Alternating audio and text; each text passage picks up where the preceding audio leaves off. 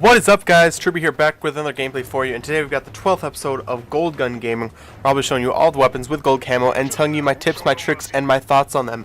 And in today's episode, we have the MP5. This is the first submachine gun you unlock at level 4, and it's making its return from every Call of Duty since COD 4 except for World at War. It is a fantastic gun, but I would have to say it's got a drop off since Call of Duty 4. Everyone loved it back then. It was an amazing gun. Other than the P90, I would say it was definitely the best submachine gun. Overpowered might not be the case for what you would call it back then, but it was still a really powerful gun, and a lot of people used it. But I would have to say, since then, it's definitely seen a drop off in Modern Warfare 2. Black Ops, it was decent. You could use it in Black Ops, but this one, it's just not up to par. There's so many other submachine guns that are better than this that you can use. And there's really no reason to use this. It has the same damage as the MP5 and P90, but as you know, both of those guns are 50 times better than this gun, both with really good range and damage, that it just makes this gun obsolete to use, so there's really no need to use it. This gun also has moderate recoil, it's pretty unpredictable. There's no real pattern for it. There's a lot of course, upward kick, but there's no left to right preference for it. So it's really hard to predict what the recoil is, and it's not a slow fire rate too.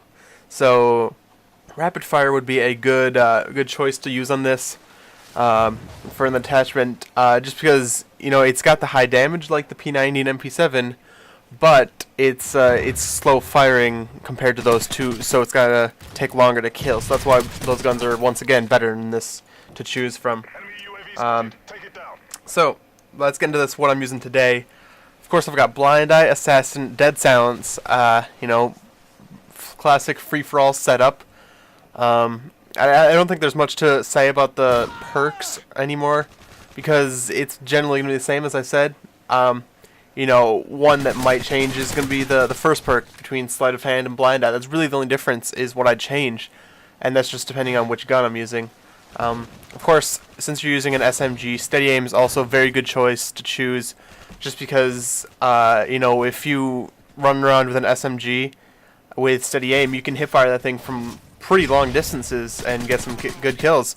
So it's also a good choice to choose, once again, personal preference. Proficiencies for this. The submachine guns have 6 proficiencies that you can choose from.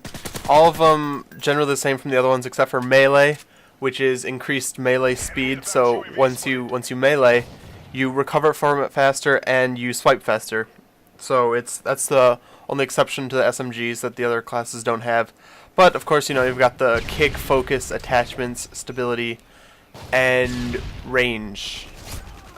Range is also a one that's not in the assault rifles anyway, but of course the shotguns have them. But yeah, so that's the proficiencies, and today of course I'm using attachments because I've got the red dot and silencer.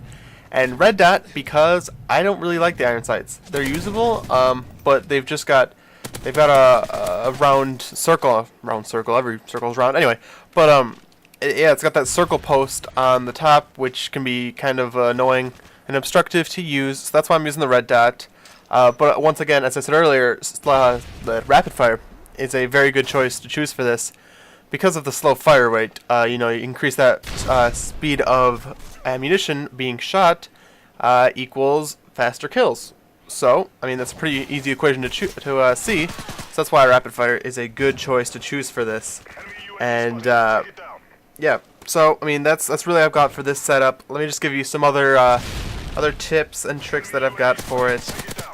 Stay close quarters. It's really not a ranged gun compared to the other ones. As I see here, I pick up PP90, and it has a lot more range than the MP5, even without the range proficiency, just because it's really accurate compared to the MP5, and it can be a lot more formidable at longer ranges. So it's a lot more usable on other maps. Let's see what else we got. Burst fire is a must for the MP5. Any submachine gun really. Of course, MP7 is that exception to that. It's got little to no recoil. As you know, it's an insanely great gun to use. I still wouldn't say overpowered. I really don't think there's overpowered guns in this game. but it's just that it's got very, very little recoil, that it seems overpowered. Always getting killed by it at long ranges, but that's just the nature of the beast. You have to deal with it. But yeah, the MP7, it's not up to par with the MP7. Or MP5 is not up to the par with the MP7 at all. You know, it's got very the damage drop off that is with the MP5 is really hard to deal with.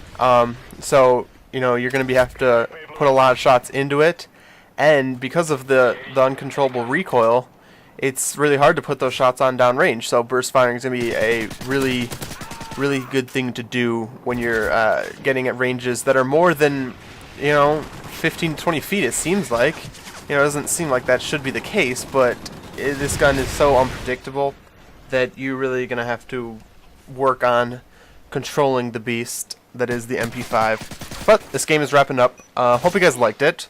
Don't forget to rate, comment, and subscribe if you like this. Spread around with people you know. Having a lot of fun doing these, and don't forget that my link to the Twitter will be in the description. That is the best way to contact me, ask me questions, find out when new videos are coming out, what's planning for my channel, all that jazz. There will also be a link to the Gold Gun Gaming playlist and my previous video. So yeah, hope you guys enjoyed this. Please come back for more. I really hope you liked it. And I'll leave you with this final kill. Peace out, everybody. True Brit out.